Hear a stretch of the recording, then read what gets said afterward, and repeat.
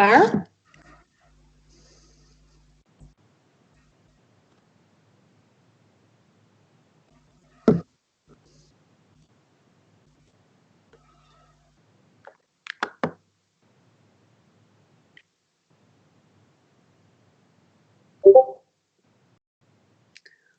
And our live stream experiment. My name is Lillian, and I'm organizing the together with Margarita Osipian, Hanana El Udani, and Marco Wessel, who are all sitting behind their computer taking care of things tonight. The is a platform for internet culture. We organize events, publish editorial content, and give workshops to reflect on what's happening on the internet. The past weeks were, of course, very interesting for us because our whole life moved to the internet. Our internet connection is our door to the outside world. We are working remotely, stay in touch with teachers, colleagues, and family via video calls and streaming platforms. We visit virtual events like this. Everyone is extremely online, and this time shows that it's actually weird to keep making a distinction between internet culture and culture. It becomes more or less the same thing. So when it was clear that we could not organize physical events, at least until the summer, we found it difficult to decide what would be the best way to move our events to the internet. Because most platforms that we now use for our social life are made for business or for gaming.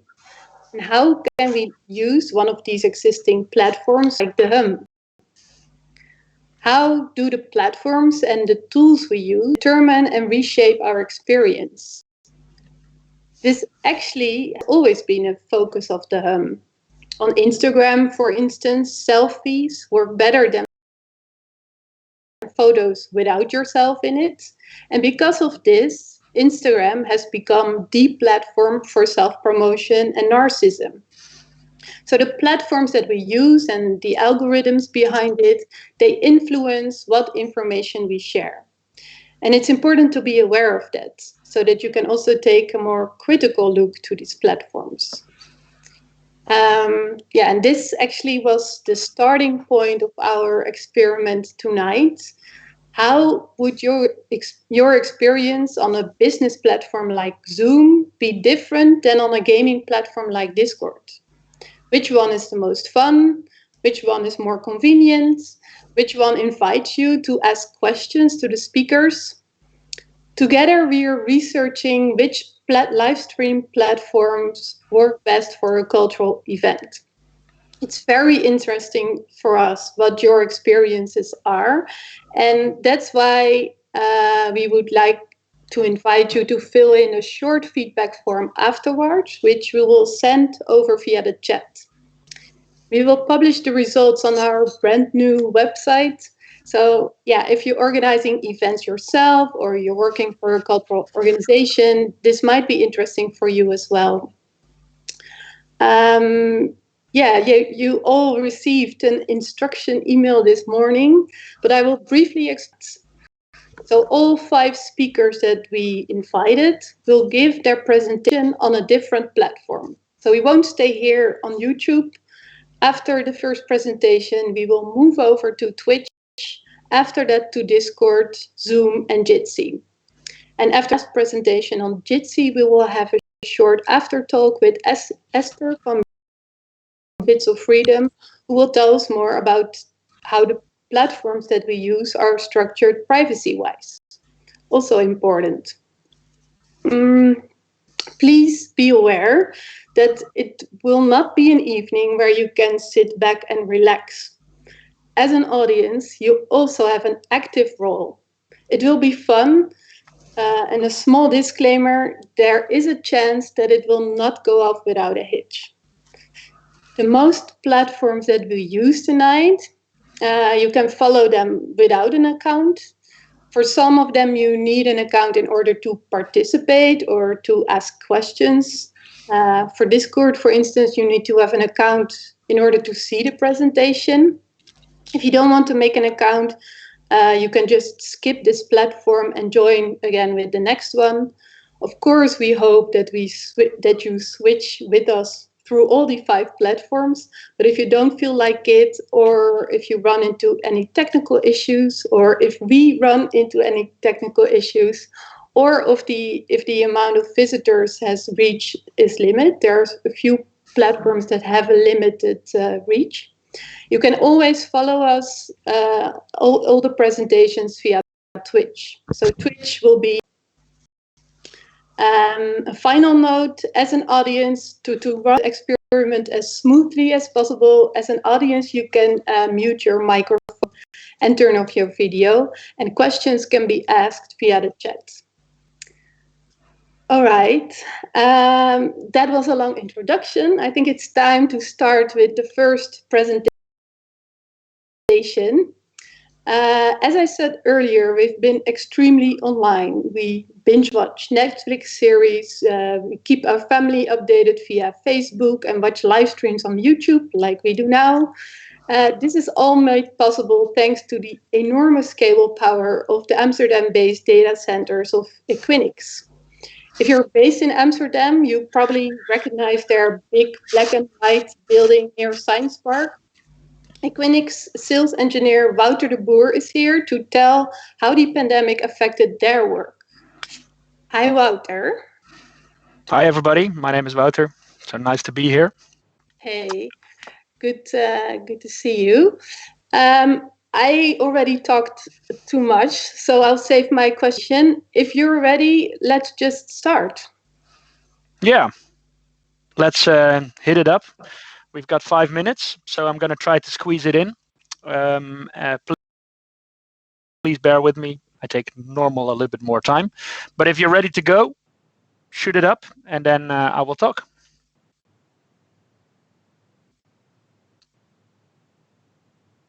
Yes, so starting with a general marketing quote, basically, this is kind of an obvious one, but we need to become digital businesses, and that's what everything needs to become. That's why I put it in here. I wanted to talk a little bit about this. So the small agenda is: what's a data center, a bit of history, internet exchanges, why do they matter, some examples, and the impact of COVID. I wanted to start at the beginning, and that's what is the internet. It's computers, servers talking to each other, communicating to each other, sending data. So small network, bigger network, but the whole internet is one big maze of all these networking computers.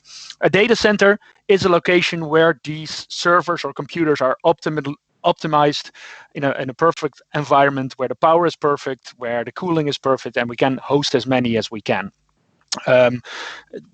We have a lot of them in Amsterdam, and we have a lot of them in the world. So what Wikipedia says is it's a building, dedicated space within a building, associated companies such as telecommunications and storage systems.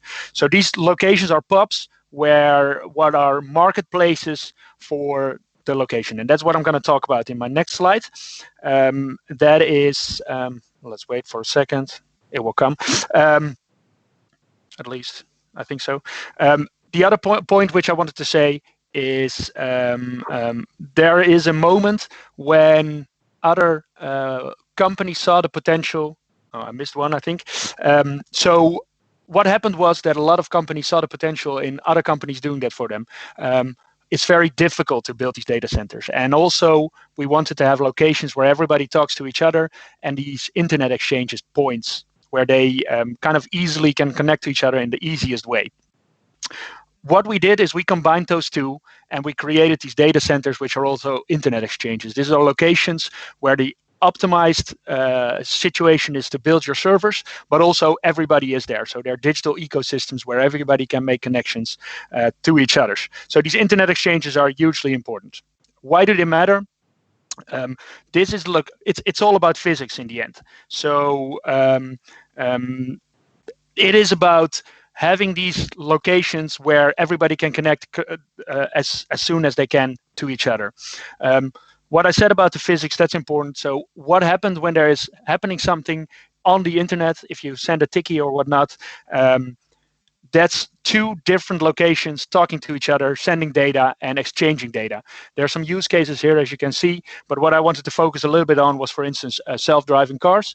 If you're going to have self-driving cars, you want to have data which is sent, analyzed, and sent back. And this needs to be done as quickly as we can. And if we are in these locations which are market squares, where everybody is connected to each other via all these cables and these direct connections, that's a moment when you can have self-driving cars. But it's also important for tickies, for Facebook, for all these kind of things, basically for every businesses. So that interconnection part is what drives our business. That's what we call our secret sauce. But that's what it's all about. We want to create, and we can make these quick connections. If you look at what kind of, so this is also a marketing slide. The interconnection part is something which is going to grow. That's direct connections in these data centers instead of going over the internet and making it more difficult and longer. So direct connections between companies who use each other. Verticals we use, for instance, our networks, cloud computing, financial services, and content digital media. That's all very, very familiar. The enterprises are now seeing the importance of it as well. So you can cut down your cost and make stuff quicker and safer and directer. So when COVID came along, actually it kind of sped up the situation what was going on already, short-term and long-term stuff which goes on. So the short-term is obviously for things like Zoom, for content provider, the Netflix, the Disney Pluses of this world, but also for the government. They need to have reliable, redundant locations where they can count on. If you look at the longer term, what is going to happen is that it's here. People understand that you need to digitize, you need to have a digital plan, and that's what's happening now, and people are getting more and more ready for it. So this was in about 5 minutes. I think we're almost there. Was about it. I think you have a lot of questions. I have a lot of I can give a lot of answers on it, but I wanted to give you a quick peek on how these things matter, and that was about it from my side. I think this is the end, right? Yes, thanks, Wouter. Yes.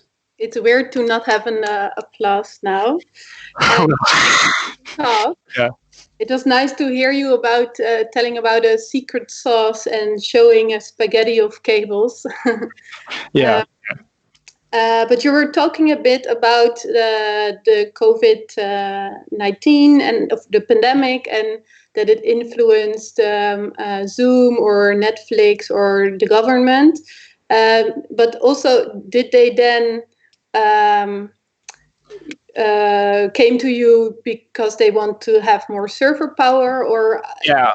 So what I always like to tell, and what people forget, and it's good that you asked this question because it gives me a little bit more time to explain it, is that it's all physics in the end. We are saying that the cloud is there. We're doing everything with our mobiles. But what actually happens is with your mobile, you go to a 4G post, where a telecom post, and from there it's all cables. It's all cables all over the world. Same with the server. So when a Zoom wants to handle this influx of customers coming in, they physically need to have more space. They need to have more connections to other customers, to other network service providers, for instance, the Vodafones, the telecoms, those kind of companies, to make those direct connections. So it's first of all the servers. Second of all, it's the connections to all the other customers in the world. And when there's too much traffic over these lines, they need to have new lines. And it's not only our company, but it's companies like ours where they buy that basically. They buy physical space. It's like they have maybe a two-way road, and they buy now a five-way road, just to make sure they can handle the traffic, because otherwise it's going to get stuck. Yeah. Make sense? Yeah. So you collaborate very intensely with these telecom providers as well. They are partners, competition. We have an interesting. They are super important, and the reason why is because that's where it all started. So the network service providers, they started with the first data centers, and that's where people saw that's going to be where you have to be, and where a professional data center company is going to be. The issue was with these companies at the beginning was that the only company who's going to bring you out with their fiber is that same company, and they can keep the prices high. So what we did is we created a location where all these network service providers are. So as a customer, you can choose on what it is. And it sounds simple and it sounds like a business plan what it is, but it's been hugely important for the growth of internet, because otherwise it would be too expensive to have Netflix. So it made it super cheap. It made it a staple, basically. And that's what's the difference is here. Interesting. Just explain a little bit. Yeah. I got a question from the audience. So if you have a question, you can ask them via the chat from YouTube. I got a question from Marie Janine. She asks, should we be careful not to produce too much extra digital content? No, because it's going to be there anyway. So with what our data centers are, those are the market locations. Those are the market squares where everybody buys their wares and sell their wares. You also have obviously the huge data centers for the cloud parties, which are somewhere else. But we are the locations which are as I said, the internet exchanges. We can cope with more. So it's a good question, but the internet can never go out of bandwidth, because we can always build more. The question is obviously, it costs a lot of power, it costs a lot of on the infrastructure of a country, and how far can we go there? I want to finish with that question. I'm very curious to it, but I'm not sure if you can answer it. So before the pandemic, the data center web servers were using a similar percentage of greenhouse gas emissions as air travel, for instance. A lot of people were happy because there is now less flying, which will be good for the environment. But on the other hand, our demand on power of data centers has raised. Do you think that this outweighs the reduce of air traffic? Well, that's I'm not sure about that, but it's obviously a broader discussion, because if 50% of the people work from home and they don't use a train or a car anymore, that also add to this. The only thing I can say, because obviously is it is in the most efficient way we built these data centers, and if this was in every basement of every company, this small data center, the amount they would use, it would probably be more power and they were using. So a question you always have to ask, and it's something, for instance, to close off, I think that's a nice one. The government of Amsterdam was really thinking about how much power can we use, and who are allowed to use all this power, because we're not the only company here. So it takes a lot of effort from our power usage system. So you should always ask these questions. But I think for now the advantage is way up to the disadvantage. But hey, I'm a sales guy from this company, so please take that with a grain of salt. In the meantime, we got actually some more audience questions. I'm gonna do one last question. Yes. Is there a strong and diverse data center landscape in the Netherlands? And how does it compare to other European countries? Is the question by Joe. Very good question. Yes. So Amsterdam is one of the most interesting points in the world, I can say. So it's very diverse, very strong. Amsterdam Internet Exchange started here, and there are a lot of companies here. And if you look at Europe, it's also for physical reasons. So the government is stable, so companies like to come here. And it's actually probably in the top 5 in the world, in the top 3 in Europe, and you would say London, Frankfurt, and Amsterdam are the biggest ones. So this is actually a very interesting and very good location. So it hurts my business very much when the government of Amsterdam is saying, "Hey, we're gonna take some power. You cannot build anymore," because this is one of our biggest markets where we always want to be able to build. Does it answer the question, Joe? I'm not sure. We cannot hear him. I cannot hear him, I cannot see him, but hopefully it answers the question. Hopefully it does. Okay, thank you, Wouter. Thank you for your talk. It was super interesting to hear more about this. Happy to do it. And I'm going to join, so let's see. Great. Yeah, we will finish this stream here in YouTube and continue with our next speaker in Twitch. You'll find a link to in the chat. So see you in Twitch.